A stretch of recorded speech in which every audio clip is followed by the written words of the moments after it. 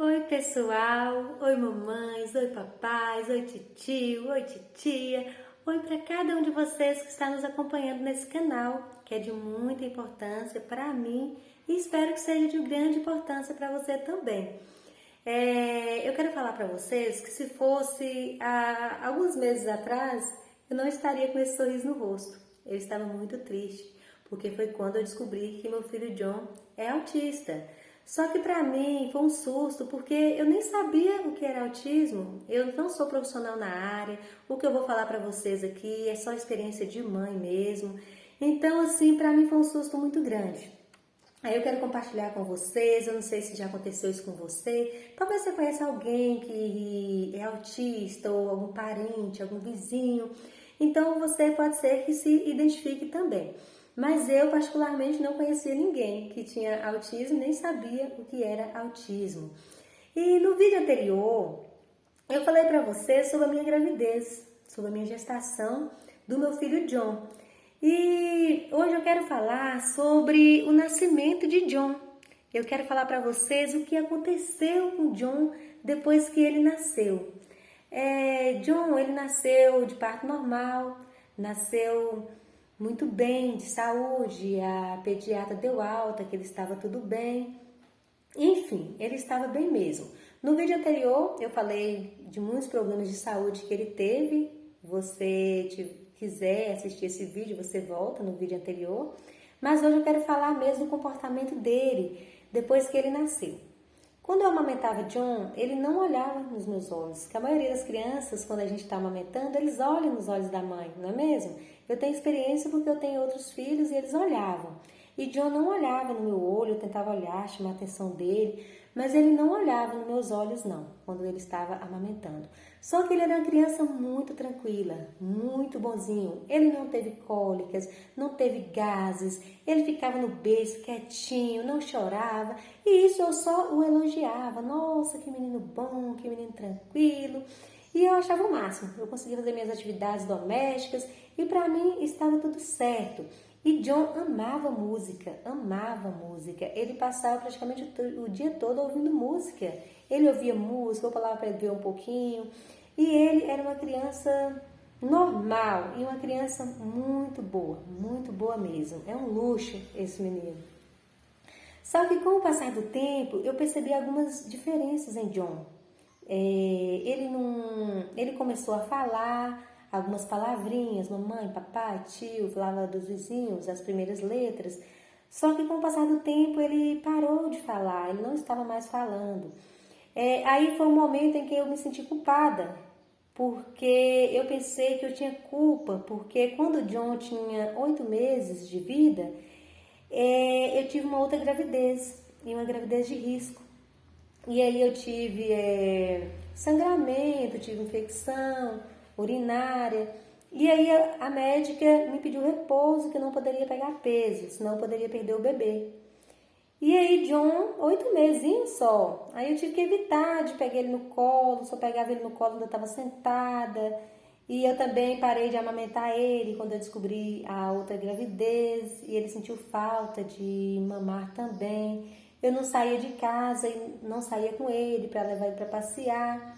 E aí eu me senti culpada porque eu achava que isso estava acontecendo porque eu não tinha dado as atenções necessárias para ele. E teve algo também que me deixou muito frustrada, muito amargurada.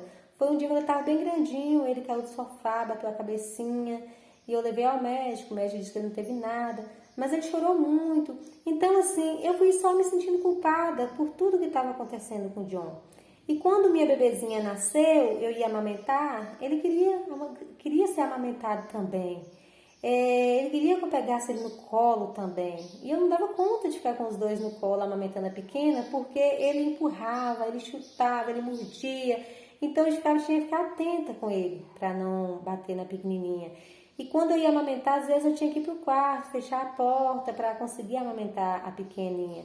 Só que aí eu comecei a me culpar, que a culpa era minha, porque eu não estava dando os cuidados necessários para ele. Só que com o passar do tempo, eu entendo o seguinte, a culpa não é minha, a culpa não é de ninguém. que quando a gente começa a pesquisar sobre autismo, fala, pode ser que a pessoa machucou a cabeça, pode ser um trauma psicológico, e isso eu já enquadrava, porque ele machucou a cabeça, porque eu traumatizei ele, porque a outra criancinha nasceu, e ficava arrumando desculpas para me culpar. Na verdade, a gente já não tem culpa, a gente já não é fácil aceitar um diagnóstico, receber um diagnóstico e ainda se sentir culpado, como se a gente fosse culpado. Então, não é certo o que eu estava fazendo. E aí, quando eu pesquisava, falava que podia ser genético também. E aí eu percebi assim, nossa, quantas pessoas que da minha família mesmo, que eu acredito até ser que tem autismo, nem sabe. Nunca foi ao médico, nunca recebeu um diagnóstico, mas tem uma vida normal, são pessoas felizes. Por que eu estou tão triste assim? E meu filho não vai deixar de ser meu filho porque é autista. Eu o amo de qualquer jeito, de qualquer maneira. E ele é muito especial para mim, assim como os outros são.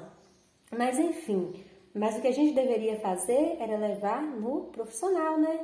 Aí o neuropediatra, da primeira vez que viu o John, ele viu o comportamento de John, e meu esposo já veio do consultório com um laudo em mãos, que ele precisava de um professor de apoio, precisava ir no neuropediatra não, no fonoaudiólogo, no psicopedagogo, e passou uma equipe multidisciplinar para ele. E aí, isso mesmo eu fiz. E eu percebi muitos comportamentos de John também que era diferente. Ele, quando ele queria dar tchau para alguém, ele dava tchau ao contrário, com a palma da mão virada para ele. Aí eu achava estranho esse comportamento dele de dar tchau ao contrário. E quando ele queria alguma coisa que eu não fazia do jeito dele, o comportamento dele era me agredir com a cabeça. Ele dava cabeçada assim na minha barriga. E aí eu não estava sabendo muito lidar com essa situação. Aí foi muito bom quando o médico passou essa equipe para que eu passasse ele. Foi muito bom que eles me ensinaram como agir diante daquela situação. Primeiro, a professora dele, Odete, uma pessoa muito doce, uma pessoa muito bacana. Foi bem na época da pandemia, mas ela fez esse material para ele, tudo higienizado. Veio visitar ele, conhecer ele à distância. Mesmo de longe, ela pôde perceber os comportamentos dele. E ela me deixou muito animada, ela me deixou muito feliz. E eu falava, mas John não sabe isso, não sabe aquilo. Ela falava, sabe, ele é muito inteligente, ele é capaz, ele sabe muito, ele só não tá falando ainda, mas ele vai falar. E me deixou assim bem pra cima, me alegrou, e com aquele carinho, com aquelas atividades assim, tudo com carinho assim pra ele. Isso foi alegrando a minha vida. E levei ele na fono, parecia que tudo que um profissional falava, o outro tinha as mesmas palavras, ou até mesmo palavras parecidas para falar. E aí a fono falou assim para mim, que eu não esqueço jamais dessa palavra que ela falou. Ela fala, o diagnóstico não é a palavra final, o diagnóstico do médico não define o futuro. John, ele é espetacular, John, ele é capaz, ele vai aprender, logo você vai surpreender com John. E isso me alegrava assim, de uma forma assim, que eu só queria fazer o tratamento. Levei na psicóloga, que é uma pessoa bacana demais, muito inteligente. E a psicóloga conversou comigo e acompanhou o John. E ela só tinha palavras bacanas para falar comigo. E isso foi me deixando feliz, que eu pensei assim, ser autista não é tão ruim assim não. Meu filho vai ter um professor, enquanto tem vários alunos para um professor só. E eu fui percebendo assim que eram muitas informações, muitas coisas que eu coloquei na cabeça que não precisava daquilo tudo. Tem um ditado que fala, parece que eu estava fazendo tempestade num copo de água. E eu fui aceitando, aí eu pensava na igreja, que eu gosto muito de ir à igreja. Aí eu expliquei, fui na frente, pedi para que eu falasse algo, as pessoas me deram a oportunidade de falar.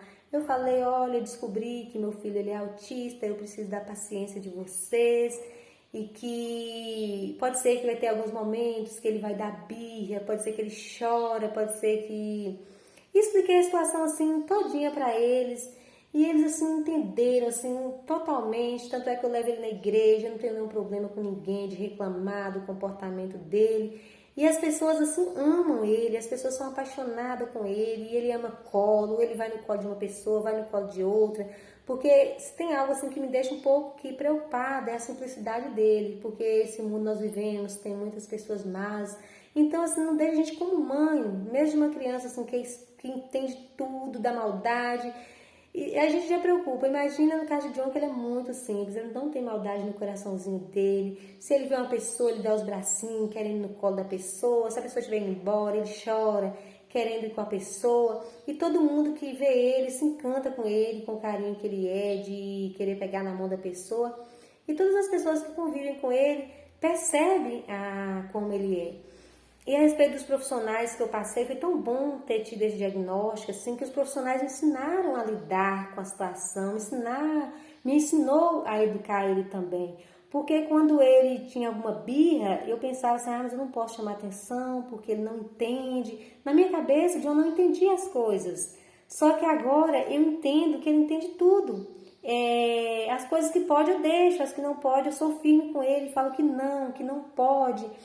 Antes ele queria uma coisa, se eu dasse, ele jogava no chão, se não fosse do jeito dele. Agora ele não joga mais no chão, porque ele sabe que não pode. Quando a gente chegava de carro em casa, ele não queria entrar, queria dar mais volta de carro. Aí eu deixo ele no carro e finge que eu estou entrando para dentro, aí ele não me vê, ele chora. Aí eu não abro mão da disciplina. Aí eu escondo em algum cômodo na casa, a hora que ele entra, ele tá perto de mim, eu escondo em outro cômodo, até ele entrar, até ele se acalmar. Então, assim, eu achei muito bom. Foi ótimo ter descoberto o diagnóstico dele, porque eu aprendi a lidar, eu aprendi a ter mais paciência, aprendi o que é birra, aprendi o que é crise. Então, assim, foi ótimo esse diagnóstico, não foi nada de ruim. Foi um grande aprendizado, eu sou muito feliz. E John, assim, ele tem desenvolvido de uma forma muito grandiosa.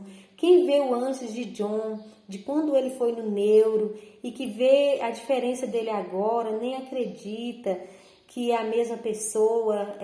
O neuro passou até um medicamento para que ele se acalmasse mais. Mas John, ele é uma criança assim, simplesmente maravilhosa. E eu só tenho a agradecer a Deus pelo filho que ele me deu. E que se você tem passado por isso, ou está passando por isso, não abaixe a cabeça.